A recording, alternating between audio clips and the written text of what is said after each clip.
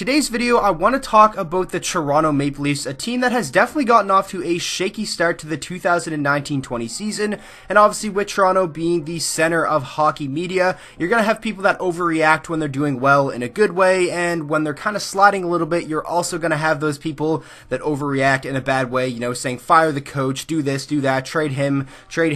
That is what it seems to be with Toronto every time they do good, or every time they do bad, and early in the season, it seems like every year you have teams that overachieve in a big way, and then you have some teams that kind of disappoint as well to start the season. And so far, about 3.5 weeks into the 2019-20 season, I feel like the Leafs are just somewhere in the middle of that. They're not as disappointing as some teams that had high expectations coming into the year. It could be a lot worse. The Dallas Stars' start to the season definitely has not been ideal, or even worse, the San Jose Sharks have honestly just looked like a bad NHL team, and a lot of people had picked them to win the Pacific Division heading into the season, so things aren't all that bad in Toronto, but they definitely aren't going how everyone expected them to and how the organization would have liked. But I feel like they've kind of just been average. But a team with that much talent and a team that had that many high expectations heading into the season, but this isn't like a new thing for the Toronto Maple Leafs. As you can see on the screen, I have a tweet from Jeff Violetti. Hopefully I'm saying his name correctly. He is definitely a must follow if you want to stay up to date with everything around the Toronto Maple Leafs. But his tweet was, the Toronto Maple Leafs are 29, 25, and 9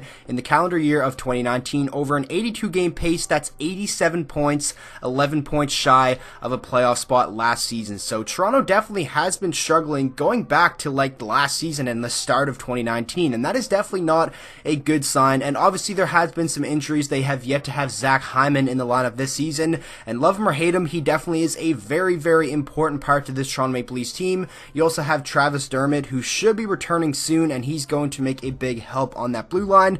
And now you have Jake Muzzin, who went down with an apparent injury. Not quite sure what the diagnosis on him is just yet. And obviously the biggest one is John Tavares, who is still going to be out for a couple more weeks. Hopefully that doesn't drag on, because they definitely need him back in a big way, especially now that they don't have Nazem Kadri, and he probably would have stepped up as a second line center had John Tavares gone down with injury while he was still there. So obviously it's been a difficult start to the season, and as far as panic level goes for the Toronto Maple Leafs, I definitely think there is going to be some fans that are overreacting and just in full panic mode. I've seen a lot of people calling for Mike Babcock's head and wanting him to be fired because he hasn't really been doing the greatest job staggering the goaltending games, because some nights on back-to-backs you have Frederik Andersen starting in the easier game on home ice, and then have Hutchinson on the second night of a back-to-back on the road against a much more difficult opponent. And that definitely does put Hutchinson in a very difficult position, because right now he hasn't been playing good for this Toronto Maple Leafs team whatsoever,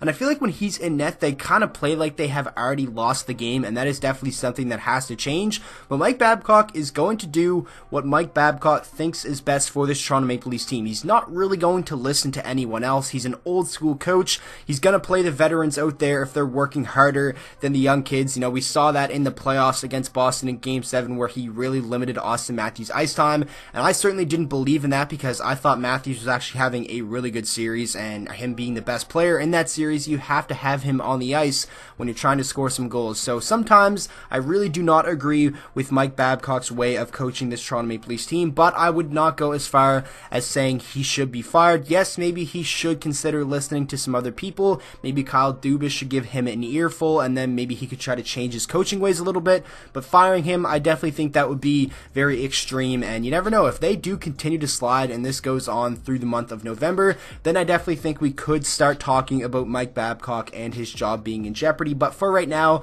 I definitely think his job is safe with this Leafs team. So now let's take a look at the Leafs record so far, where they currently sit in the division, and some players who have gotten off to a slow start for them. They have a 6-5-3 record, so it is over 500 technically, but they have lost more games than they've won if you count in those OT losses. They have 15 points, 4th in the Atlantic Division, behind the Boston Bruins, the Buffalo Sabres, and the Florida Panthers. They currently hold that second wildcard spot, just 1 point ahead of the Montreal Canadiens though, and Montreal actually does have 2 games in hand. That's another thing. Toronto has played a lot more games than most other teams in the division, so they don't really have the games in hand, but it is kind of too early to look at who's in the wildcard spot and stuff like that. But I just wanted to touch on that in this video. And now looking at some slow starters for the Toronto Maple Leafs, obviously Hutchinson hasn't gotten off to a good start at all. 0 wins, 3 losses, and 1 overtime loss. A 4.25 goals against and an .885 save percentage, and Toronto really does not have the cap flexibility to make some other moves to bring in a backup goaltender that is better than Hutchinson. So I guess they're kind of going to have to stick with him for the whole season.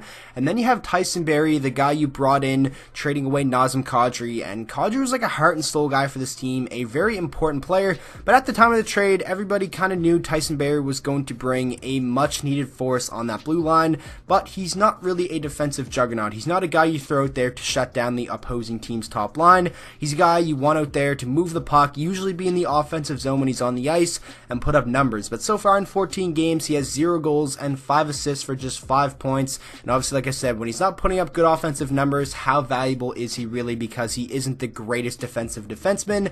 And you know, it is kind of tough coming into a new team, especially a team like Toronto who had so many expectations, but I think Tyson Barrie will get going. Probably not come close to the point total he had last year, but I still think him breaking the 40-point mark is very, very plausible. And then you have Alexander Kerfoot, who also came over in that trade, and he's actually been pretty solid for this Toronto team. When John Tavares was healthy, that third line of Mikheyev, Trevor Moore, and Alexander Kerfoot was very, very good. Mikheyev has been fantastic for this Toronto Maple Leafs team, and he's already kind of been a fan favorite. You know, the soup guy, everybody knows he loves soup, and it's kind of funny, and it's like an ongoing meme at this point, but on the ice, he's actually been very, very good for this Toronto team. And obviously, since John Tavares went down, the lines kind of went in a blender, and things changed up a lot. But when this team is completely healthy, I think they are going to be one of the most hardest teams to stop in terms of their offense.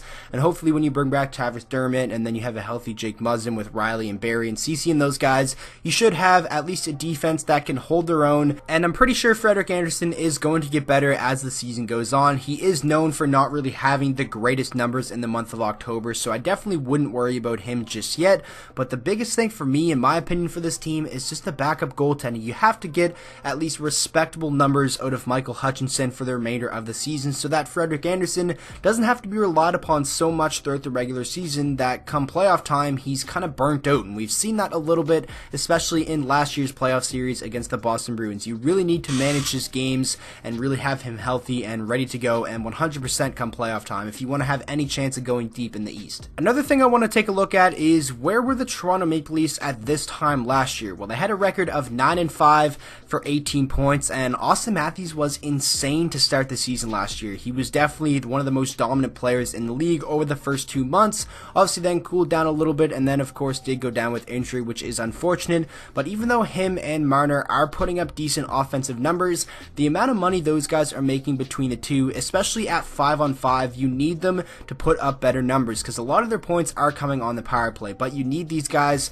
to be dominant players at 5-on-5 and really impose their will on the game. And I feel like so far throughout the first 3.5 weeks, they haven't really done a very good job of doing that and really taking over and changing the course of a game. Obviously they have done it. I've seen flashes of it in a couple of games throughout the season, but they need that to be more consistent. They need their best players who are getting paid like top players in the league to really play like that. And even though their numbers are good, I definitely think you need a little bit more out of those guys, especially with John Tavares out. So that is basically all I have to say on the Leafs start to the 2019-20 season. And in terms of the panic level, like I said earlier, you are going to have those fans that are already freaking out and, you know, calling for Mike Babcock to be fired, but this team isn't even close to 100% healthy, and they're still at least in a playoff spot. Like I said earlier, it could be a lot worse. The San Jose Sharks look like an awful team, and heading into the year, they were expected to be amongst the best in the NHL. So I think things definitely will turn around for the Toronto Maple Leafs, and they will start to pick up their game. Once John Tavares comes back, then there won't be as much pressure on Matthews and Marner to carry the offensive load.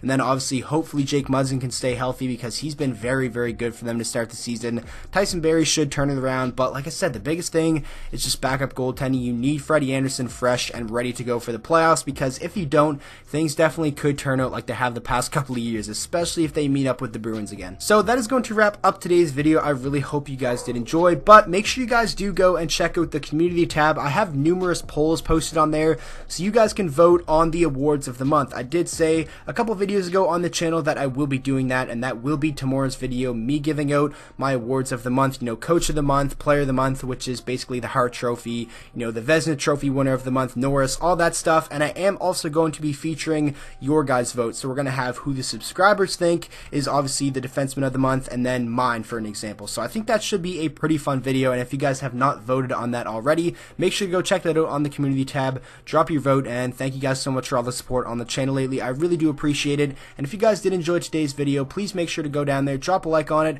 and subscribe to the channel for daily NHL content, and I will see you guys all in the next video.